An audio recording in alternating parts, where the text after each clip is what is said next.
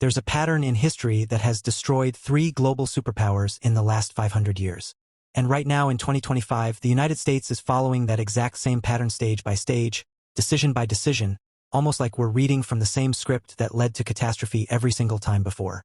In 1590, Spain was the richest empire on earth. They controlled half the world's gold and silver. Their military dominated Europe. Their currency was accepted everywhere. Within 80 years, they were bankrupt, a second-rate power that never recovered. In 1914, Britain ruled the largest empire in human history. The sun never set on British territory. The pound sterling was the global reserve currency. Within 40 years, the empire was gone. The currency collapsed. They became America's junior partner. In 1991, the Soviet Union was the other superpower. Nuclear weapons, global influence, satellites spanning the globe. It ceased to exist in 900 days. Not from war, from economic implosion. 3 times. 3 superpowers. 3 complete collapses, all following the exact same sequence. And here's what should terrify you. The United States has already completed 5 of the 7 stages. We're not approaching the pattern. We're deep inside it. This is the story of how empires die, why they always think they're different, and why the math says we're next. And it's happening faster than anyone wants to admit. Before we go through the pattern, you need to understand what imperial collapse actually looks like. Not in textbooks, in practice. What it means when a superpower dies. Imperial collapse doesn't start with invasion or military defeat. It starts with economic exhaustion.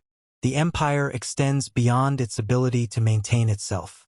Military bases in 150 countries, wars on multiple fronts, promises it cannot keep, debts it cannot repay. At first, the decline is invisible. The currency still works. The military still wins battles.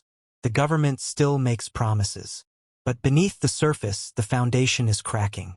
Resources are misallocated. Productive capacity shrinks. The best and brightest leave. Then comes the acceleration. Allies start hedging. Enemies test boundaries. Trade partners seek alternatives. The reserve currency status eritus. And suddenly the advantages that made you powerful become vulnerabilities. Your currency, once demanded by everyone, comes flooding back home. Your military spread across the world becomes unsustainable. Your promises, once guaranteed by strength, become empty words. That's not theoretical. That's what happened to Spain, Britain, and the Soviet Union. And it happened because they made exactly the same decisions we're making now. They believed their power was permanent. They overextended militarily. They debased their currency. And they refused to accept reality until collapse was already underway. Let's look at how it actually happened 3 times the exact same way. Let's start with the first global empire, Spain. 1500s to 1600s. This is the original blueprint. After Columbus discovered the Americas in 1492, Spain became the first true world power. They conquered the Aztec and Inca empires, seized control of the richest gold and silver mines ever discovered. By 1550, Spanish galleons were bringing home 200 tons of silver per year. By 1600, over 400 tons annually. Spain controlled the money supply of Europe.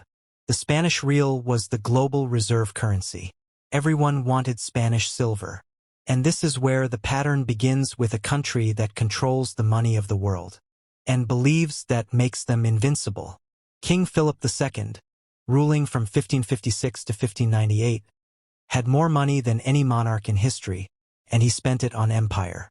Stage 1, military overextension. Spain fought wars everywhere simultaneously: against the Ottoman Empire in the Mediterranean, against France and Italy, against Protestant rebels in the Netherlands, against England's navy, wars in the Philippines, wars in the Americas. By 1580, Spain had military commitments on 4 continents. The cost was staggering. Half of Spain's revenue went to the military. And still, it wasn't enough. Stage 2, currency debasement. The Spanish crown couldn't pay its bills with taxes alone. So they did what every failing empire does. They debased the currency. They started mixing copper into silver coins. A coin that was supposed to be pure silver became 50% copper, then 75% copper. The face value stayed the same, but the real value plummeted. By 1600, Spanish silver coins contained barely any silver. Merchants stopped accepting them at face value. Inflation exploded. Stage 3. Debt spiral. Spain borrowed constantly from Italian bankers, from German bankers, from anyone who would lend. By 1557, less than 20 years into Philip's reign, Spain declared bankruptcy. They defaulted on their debts, restructured, and kept borrowing. They declared bankruptcy again in 1560, again in 1575, again in 1596, for bankruptcies in 40 years. Each time they promised reforms. Each time they went right back to borrowing and spending. Stage 4. Loss of productive capacity. Here's what people don't understand about Spain's collapse. They had all the gold and silver in the world, and it destroyed them. Because when you have unlimited money, you stop producing. Why grow food when you can import it? Why build ships when you can buy them? Why innovate when you can just spend? Spanish nobility considered work beneath them. Manufacturing declined. Agriculture stagnated. All the wealth flowed to importing goods from other countries. The gold and silver that came from the Americas went straight back out to pay for French wine, Italian silk, Dutch goods. Spain became a conduit. Wealth flowed through them, but none of it stayed. By 1600, Spain was producing almost nothing. They were entirely dependent on imports, entirely dependent on silver to pay for everything. And when the silver mines began to deplete, when production dropped, the entire system collapsed. Stage 5. Social decay. With the economy failing, crime exploded. Beggars filled the streets of Madrid. Productive citizens immigrated. The best minds left for France, England, the Netherlands. Countries that were building, creating, growing. Spain was left with bureaucrats, soldiers, and priests. No one creating wealth, everyone consuming it. By 1640, Spain lost Portugal. By 1650, they lost the Netherlands, their richest territory. By 1700, the Spanish Empire was a shell. Still large on paper, but economically dead. They went from the world's superpower to a secondary power in less than a century, and they never recovered. Spain today is a regional European country. Pleasant, cultured, but irrelevant on the world stage. The descendants of the conquistadors are a tourist destination. That's what imperial collapse looks like. Let's jump forward 300 years. Britain 1900s, the empire where the sun never set. At its peak, Britain controlled 25% of the world's land surface, 400 million subjects. The pound sterling was the global reserve currency. Every major trade contract was denominated in pounds. Every central bank held British bonds. London was the financial center of the world. And just like Spain 300 years earlier, they believed it was permanent. But they were already following the pattern. Stage 1. Military overextension. By 1900, Britain had military commitments everywhere. India, Africa, the Middle East, China, the Pacific, the Caribbean. They had to defend territory on 6 continents. The cost was enormous. And when World War I started in 1914, Britain faced a choice. Stay neutral and let Europe destroy itself, or jump in and bankrupt the empire to win. They chose to fight. World War I cost Britain over $40 billion. That's $1 trillion in today's money.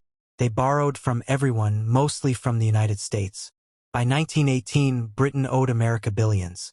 The creditor had become the debtor, but they'd won the war. They kept the empire. They thought they could rebuild. They were wrong. Stage 2. Currency debasement. The pound sterling was supposed to be backed by gold, but the war had drained Britain's gold reserves. They'd shipped gold to America to pay for weapons, food, supplies.